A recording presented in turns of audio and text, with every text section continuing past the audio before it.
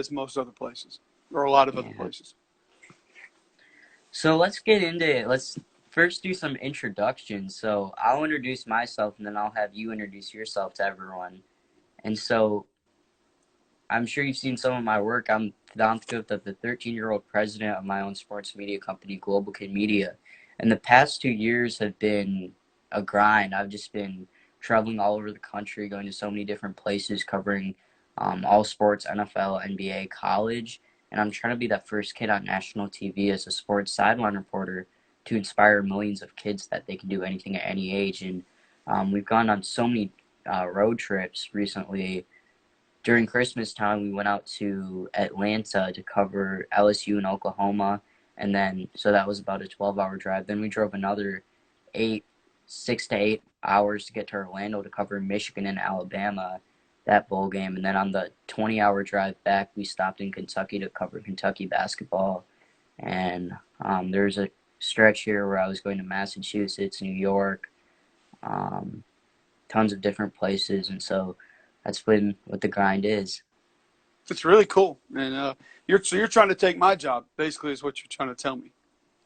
Yeah, I mean, not take your job. I'm still far from it, but I'm trying to be just like you. I look up to you a lot, and um, I mean, I love what you do.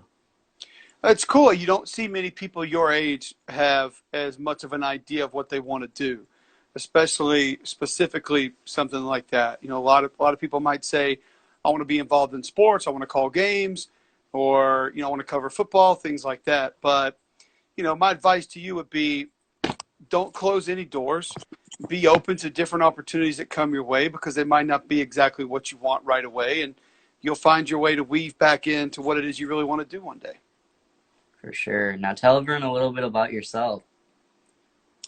I work for the SEC Network. I do sideline for the Saturday night game on the SEC Network. I also do some studio stuff for ESPN and call other games for ESPN. I have a local radio show in Birmingham, Alabama on WJOX. It's jocksfm.com, 10 to 2 Central weekdays. I do some fill-in work on SiriusXM on their SEC channel, really all their conference channels, and on Channel 84, the college sports channel. So uh, married with 3 kids, just had one 2 weeks ago, and life is pretty hectic right now for someone who's not really able to go out and do a whole lot of things. You would think that things are calm and easy, but things are nonstop in my house right now, but it's a lot of fun. Absolutely, for sure. And you're a proud Auburn alum, so I'd like to talk some Auburn with you real quick here. So I remember last year, and I'm sure you saw that game in the Final Four with Auburn and Virginia. And so I was out there and I was covering that team. And there was a controversy with Bryce Brown doing the choking thing to Kyle Guy. And so there was a lot of controversy there. Afterwards at the hotel, I was able to sit down with Bryce Brown for a little bit and talk to him. And he was one of the nicest people I've ever been able to sit down with and interview. And so, I mean, that guy, he's just amazing. Did you ever get a chance to do any work with him? I've had a couple conversations with him. None of it was officially for in any media entity, but Mhm. he's a really good kid. Obviously, great basketball player, and I think people take things like that happen, and we want to crucify a lot of these players for things that they do in the heat of the moment. And unless you've done it, you don't really understand the intensity that comes with that. Sometimes you don't understand. You don't, for one thing, you don't know what the other guy's been saying the entire game.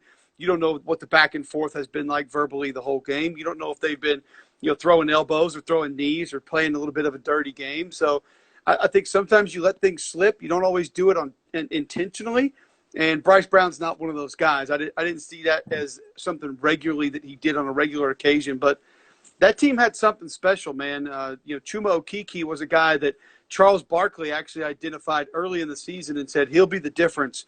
Just wait. And a lot of even Auburn fans kind of said, "What? Bryce Brown's going crazy, and Jared Harper's running around throwing assists, and they're hitting all these threes." And then all of a sudden, as the season progressed, Okeke got a little bit better and a little bit better. He was a strong defensive guy who could sort of guard the rim.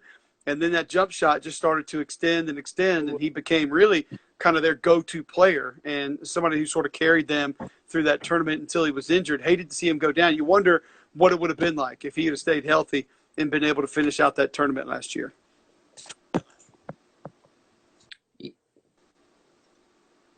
Yeah, your voice was cutting out there, but I got you right there. Now you were talking about Charles Barkley. That's another guy who I've talked to a couple of times. So the first time was actually at the Final Four, and he was in the hotel, and we tried to talk to him. And I guess the second time with him, and I was talking to him about Shirley Wang. So she's a author who wrote a really touching article about her dad and him. I don't know if you've had a chance to read that, but definitely check that out with Shirley Wang. And so she did an NPR radio piece on me and my journey. So you could go check that out as well. But, you know, I brought that up to him and he was a lot more open, but that's a tough guy to get in touch with. And he's doing some great things. And it's amazing what Charles has done. And, you know, he's gone from an Auburn guy or an SEC guy to really one of the voices of basketball globally, not just in the United Yeah. States. Very well respected. Obviously, where he separates himself is he brings the entertainment value. And that's not easy to do. And that's not something that a lot of people are comfortable doing, are comfortable attempting, or are even good at. And it's something he's great at. So when you meet him, kind of like what you said, I've been around him a few different times, always extremely pleasant, always nice, always gracious with his time, and not what a lot of people anticipate that he would be if they met him. I think a lot of people view this rough exterior and a guy that would be rude or not really want to spend time with you, and Charles Barkley is not that at all. Not at all. And staying in the SEC here, the last basketball person I want to talk about is Coach Green at Georgia. And so I was able to sit down with him and have a nice interview with him. He actually used to be here at Michigan State with Coach Izzo. And so we were talking about our journeys a little bit. Have you ever gotten a chance to talk with him a little bit? Yeah, I have. They had Tom Hart and Jordan Rogers in my dunk contest, not this past year, but the year before. And got to meet Ayo and Teo before that. I wasn't aware of who they were until I met them when we were judging the dunk contest. They performed there at their little Midnight Madness deal. But he was really cool to be around. Wonderful personality. You can just kind of see to him probably why people and needs that because you know Kirby softball's doing well. Gymnastics have been dominant for a long time.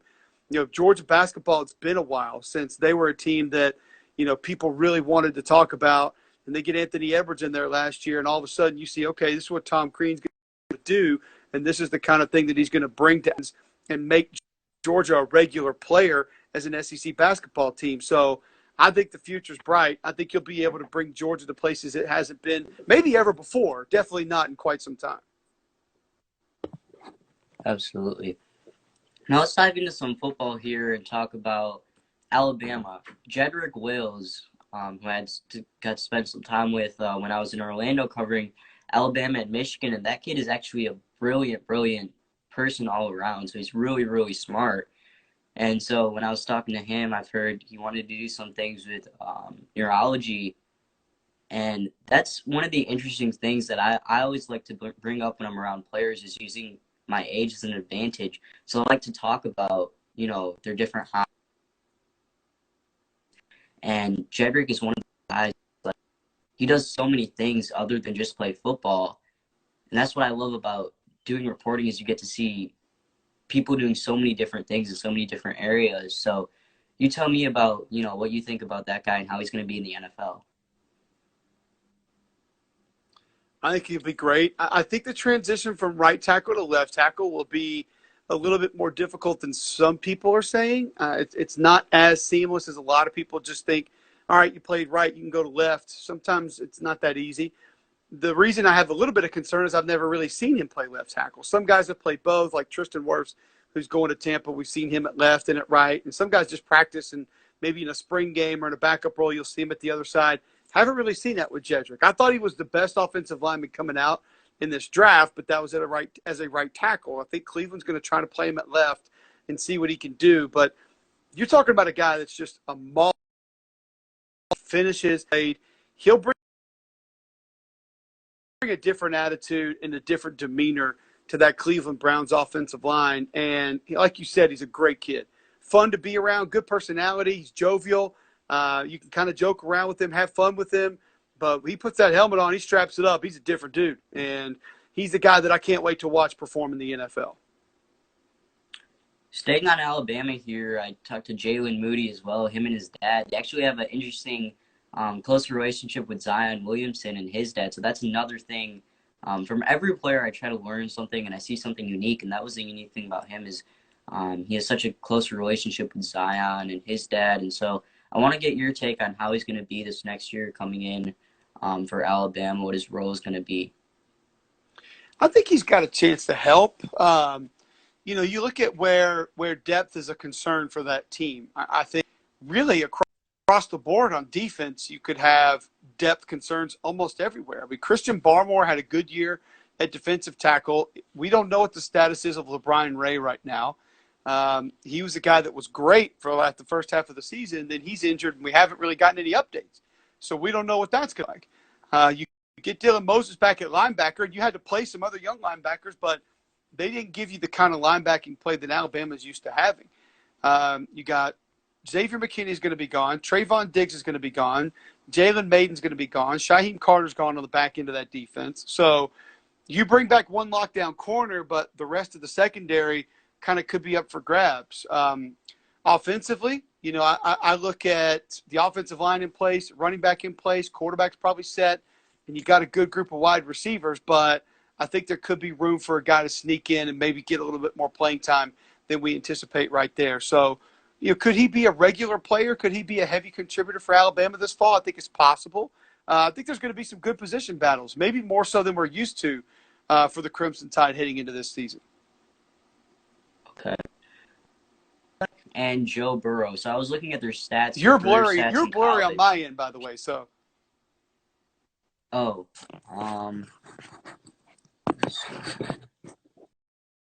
At all.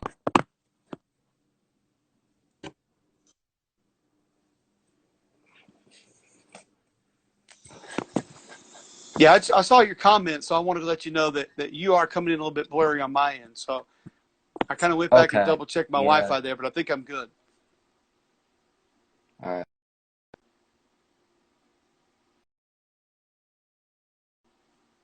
Okay, hopefully that gets a little bit better. Not sure what's going on there, but I apologize about that. With Tua and Joe, I was analyzing and looking at their statistics just now, their career statistics, and the touchdown to interception ratio for Joe Burrow in his career was 78 touchdowns and 11 interceptions. Tua was 87 touchdowns and 11 interceptions. Those guys looking at the NFL, first I want to hear from you. If Tua wasn't injured this year, do you think he had a chance at Heisman and potentially getting that number 1 overall pick in the draft? And do you think we'd see him with the Bengals?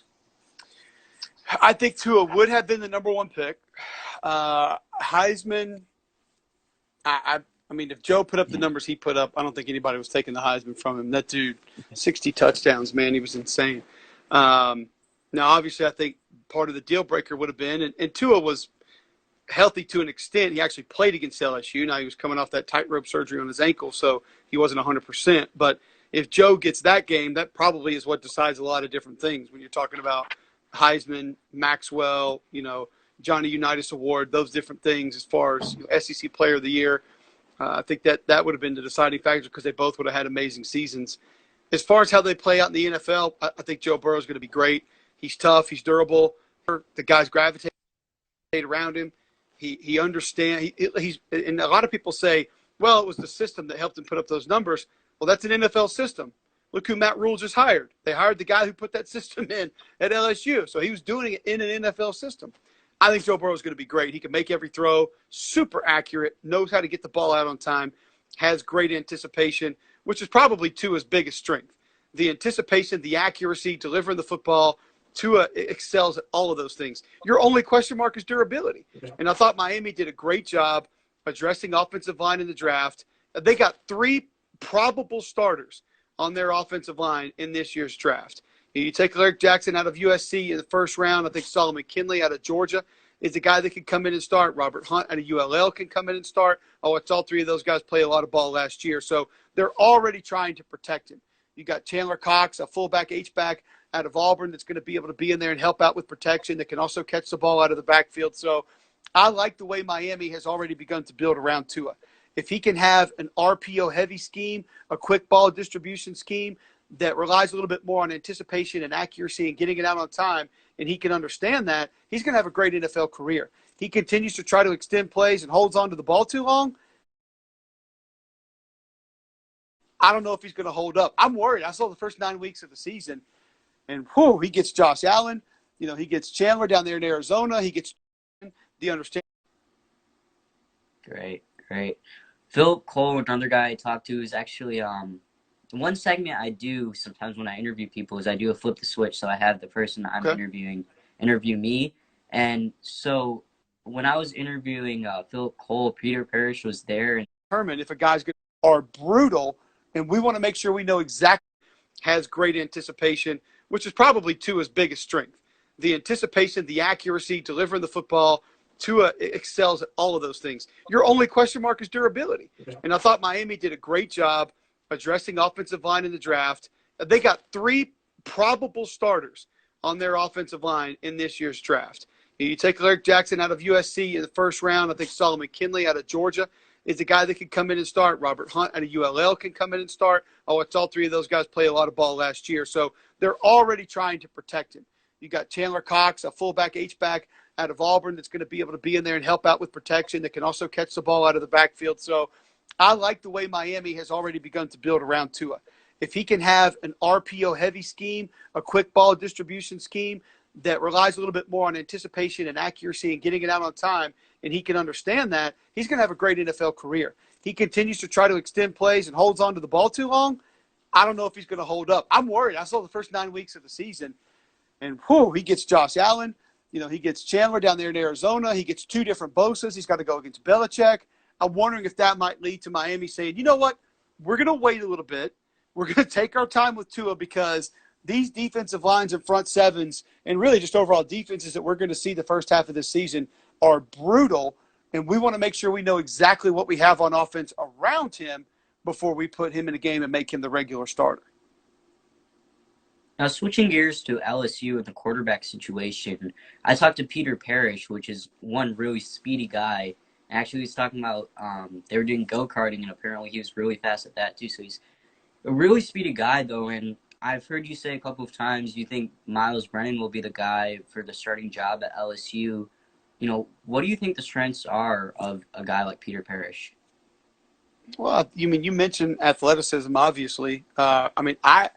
We don't know. I haven't had a chance to see him play college football. So it's one of those things that this pandemic may actually be working against somebody like him more so than a lot of other people. It's about repetition. It's about comfort level. It's about feel. And you have to have that understanding of all the guys around you before I believe you can truly excel, not only at quarterback, but at a lot of positions, at most positions.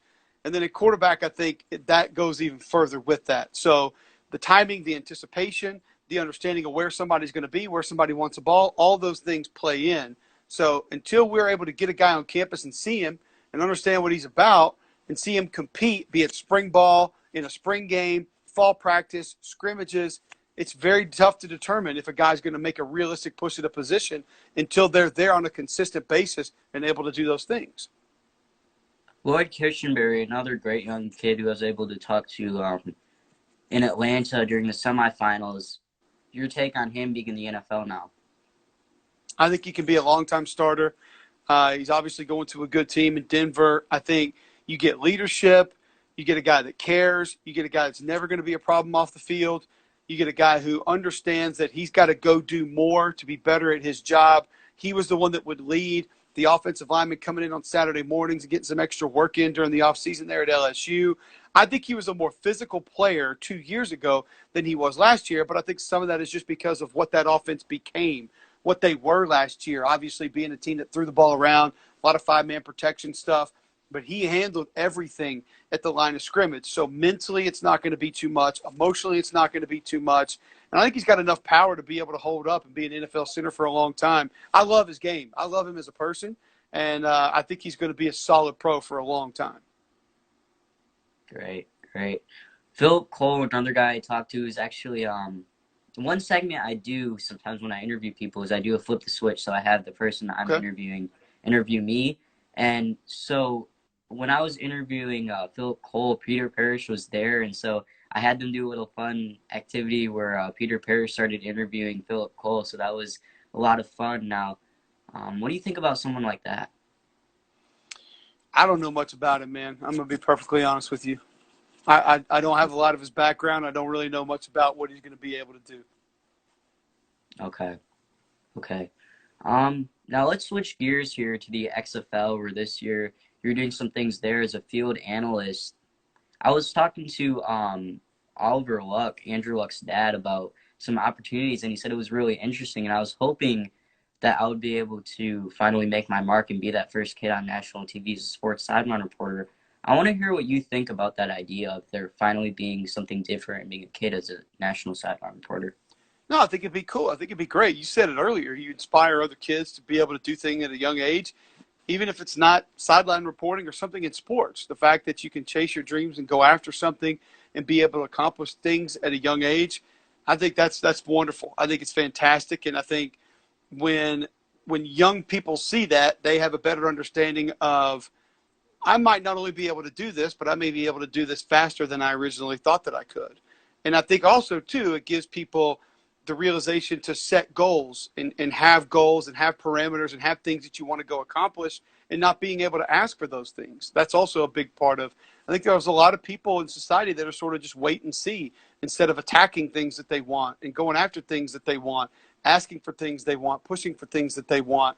And if you're really going to get somewhere, you got to be able to do that. You got to network. You got to understand how to get in front of people and how to ask people for certain things. If you don't ask, you're never going to get it.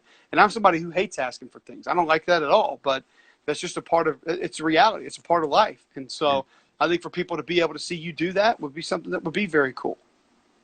And it's not just that I want to inspire kids in media. I want to tell them anything you want to do. If you like cooking, start a cooking show now. If you like um, jewelry or you like clothing, start a clothing brand at a young age. So that's the whole Absolutely. message of everything for sure.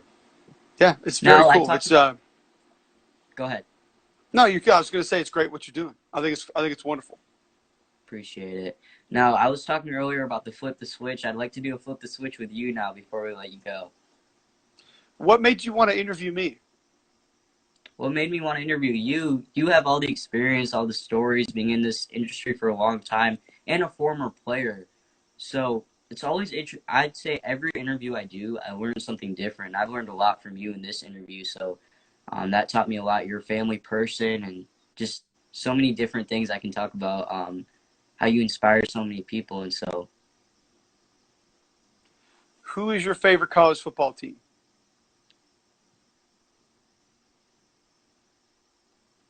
Who was it again? what was that? Who is your favorite college football team?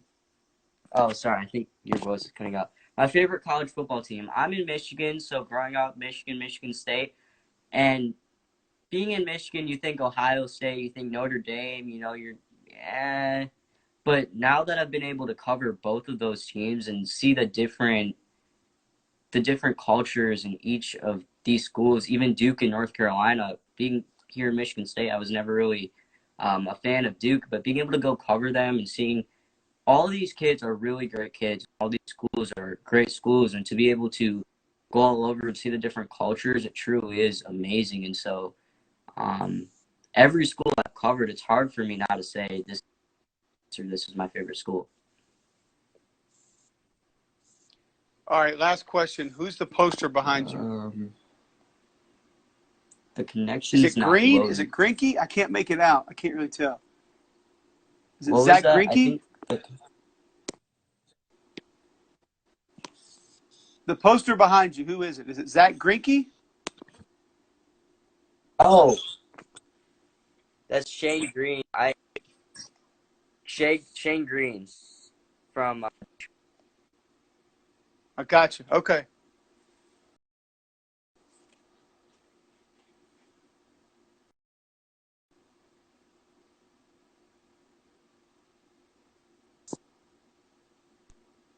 Yeah. All right. What else you got? Any more questions? Very cool. Yep. Good deal.